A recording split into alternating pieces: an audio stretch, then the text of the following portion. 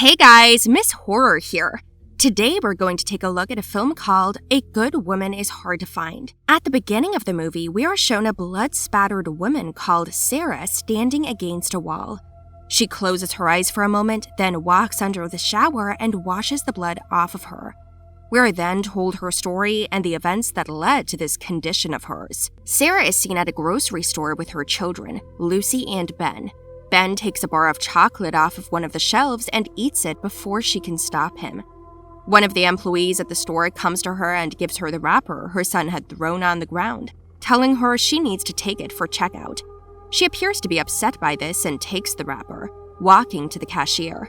After noticing the employee observing her from a distance, she pulls the wrapper out of her pocket and gives it to the cashier to add to the bill. The cashier gives her a bill that she realizes exceeds her budget, and she cancels a few items on the list. As she leaves the store, a man called Tito passes by her and starts observing two men who are selling something kept in the back of their car to a passerby. Back at Sarah's home, after feeding her children, she is seen saying a nursery rhyme. Though Lucy is taking interest and happily singing it along, Ben does not utter a word. Sarah puts the kids to sleep and leaves the room. Later that night, she tries to pleasure herself with a toy she keeps under her pillow but finds the battery drained. She then uses the batteries from one of her children's toys to pleasure herself and sleeps. The next day, she goes to the police and asks for an agent for some information about the mysterious death of her husband, Stephen Collins. After checking the records, the agent tells her to let sleeping dogs lie, refusing to give her any information. Sarah is then seen at her mother's. Her mother, Alice, expresses her concern for Sarah, telling her she needs to toughen up. She then offers for Sarah to come live with her, but Sarah turns her offer down, saying she's doing fine by herself. Next, Sarah takes her children to their father's grave and gives Ben some flowers to put on it. After Ben has put the flowers on his father's grave, Sarah takes her children's hands and looks at the grave with tears rolling down her cheeks. Tito is seen checking the doors of the cars on the roadside to see if any of them were left unlocked. He finds one he could use and gets inside it.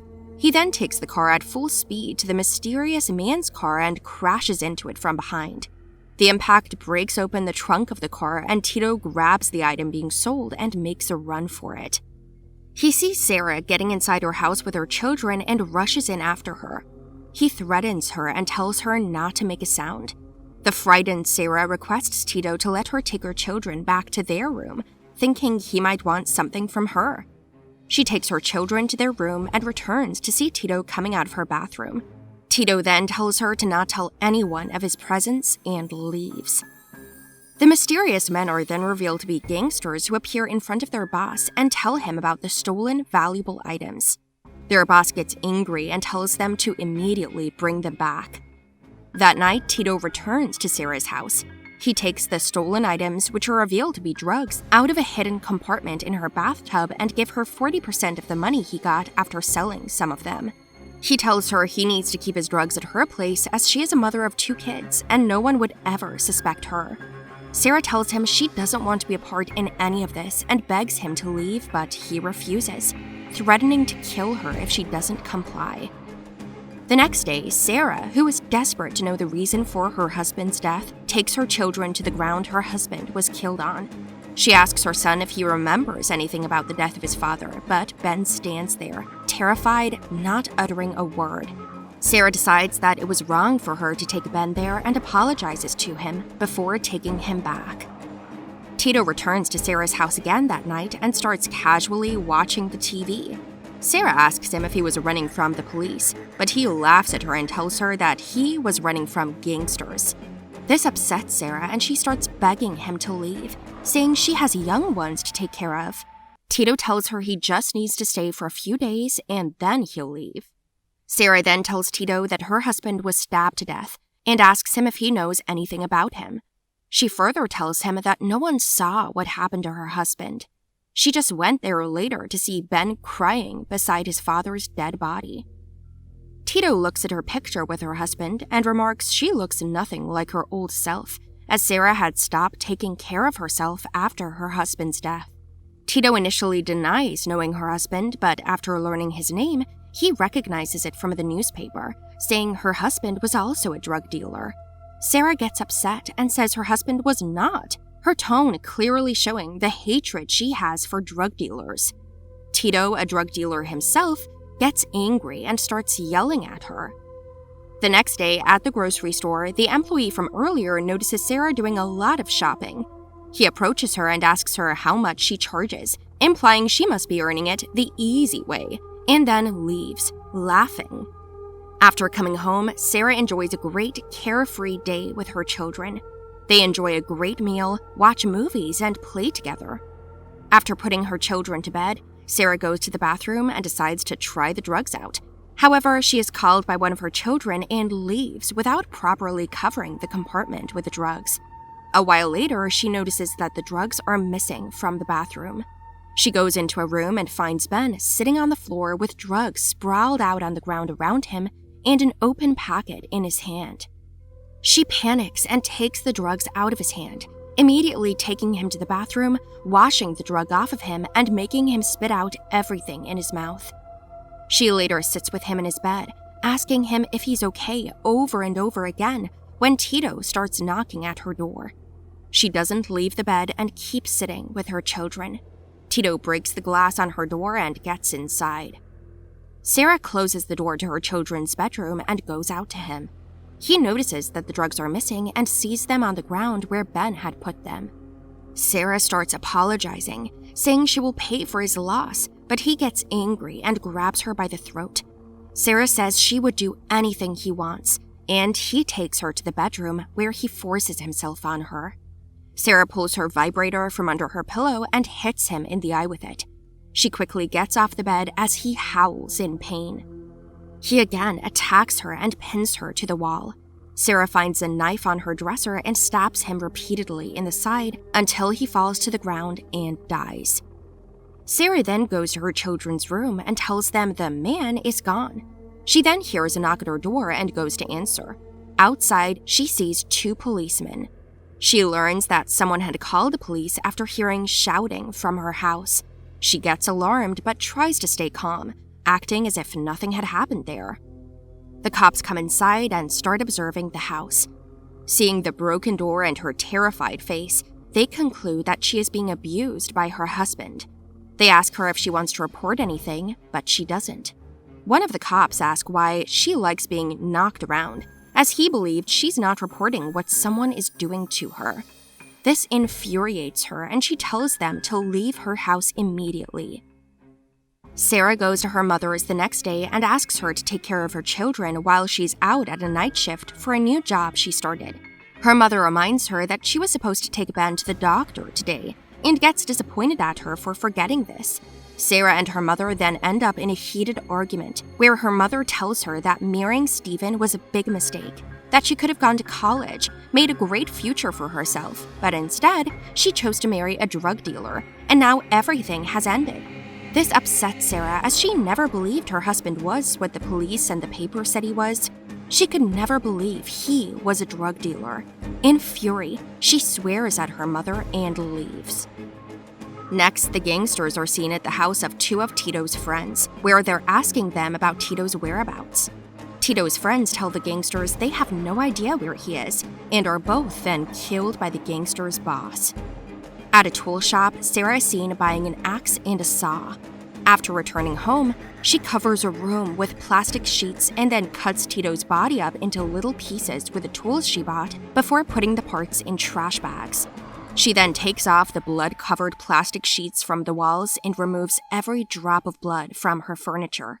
This scene is followed by the one shown at the beginning of the film, where a blood-spattered Sarah washes the blood off of her face and body. After that, she disposes of the trash bags in the bins outside. The next day, she takes Ben to the psychiatrist. The psychiatrist tells Sarah that Ben has been traumatized by the death of his father, as he was the only one who witnessed his death. Due to that shock, Ben has hidden the traumatizing memory away in his brain and refuses to talk, as he knows when he does, he will be asked about it. The doctor says once the incident is out, Ben will start talking again. A few of the doctor's words end up angering Sarah, and she leaves in a fury. Once Lucy hears a new word, she keeps repeating it over and over. This time, the word that she starts saying is Tito. Though Sarah repeatedly tells her not to, Lucy keeps repeating it. A gangster hears Lucy and gets suspicious. The gangsters then start keeping an eye on Sarah. Sarah is then visited by a social worker who believes she might not be eligible to take care of her children.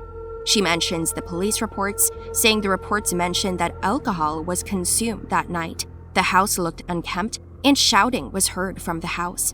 The social worker asks her what actually happened that night, and Sarah reveals to her that a man had intruded into her house and had sexually assaulted her, after which she had stabbed him in the eye with her vibrator. The social worker gets confused, not knowing what exactly to write in the reports, and leaves. The next day, Sarah notices the gangster's car parked outside her house. She quickly takes her children and goes out the back door, but the gangsters find her and start asking about Tito, who they assume was her boyfriend. Sarah denies knowing anything about Tito and doesn't tell them anything. When the boss arrives, Ben gets terrified and starts to run away. Seeing Ben in the middle of the road, a lorry stops and 2 men come out. While the gangsters are busy with the men and start beating them up for their interference, Sarah runs to Ben and asks him if that was the man that killed his father, and Ben nods. Sarah then takes her children to her mother's place and reconciles with her. Sarah tells her that though her mother wasn't the one to express her love and affection, she had always been there for her, and she is thankful for that. Her mother also tells her that the love between Stephen and Sarah was hard for her to understand because she personally never loved anyone except Sarah. The two then bond, and then Sarah goes up to her children where she says the rhyme for them again. She promises Ben that she will never let the gangster hurt him, after which he says his first word ever since the day his father died. Extremely happy by this, she descends the stairs to find the gangster's boss standing at her mother's door. Not wanting any disturbance there, Sarah tells him that she will bring Tito to his place in an hour. Sarah gets ready and makes her way to the gangster's place. One of the gangsters lead her to his boss, who asks her about Tito. She asks them to open her bag and then pulls Tito's head out from it, showing it to him. The boss starts to laugh, while the other gangsters step away from her, calling her a psycho. Sarah then asks the boss if he remembers her husband, which makes him stop laughing, realizing she has come for revenge. He gives his men the signal to end her life, but she pulls a gun out of Tito's head and shoots both the gangsters. The boss grabs his gun and shoots at her, but misses. Sarah takes the chance to put a bullet in his shoulder, severely injuring him. With a bullet held to his head, she asks him why he killed her husband. He reveals to her that Stephen tried to play the nice guy and interfered when the boss was about to kill someone who owed him money. Not liking the interference, the boss stabbed him to death. He then grabs a gun, but just as he's about to shoot Sarah, she puts a bullet in his head and ends him. One of the gangsters starts groaning, and Sarah finishes him off with a blow of a hammer to his head. Sarah is then seen shopping at the grocery store. She has now started taking care of herself and her appearance. The nosy employee approaches her again and tells her that she must be getting paid well, then implies he wants to be a client as well. Sarah tells Ben to grab a chocolate bar from the shelf and gives the wrapper to the employee, saying if he does not pay for it, she will go straight to management and tell them that he flashed his privates in front of her children, thus teaching him a lesson before walking out of the store with a satisfied smile on her face. Tell me how you liked the video in the comments below. Make sure to like, subscribe, and ring the notification bell. Thank you for watching!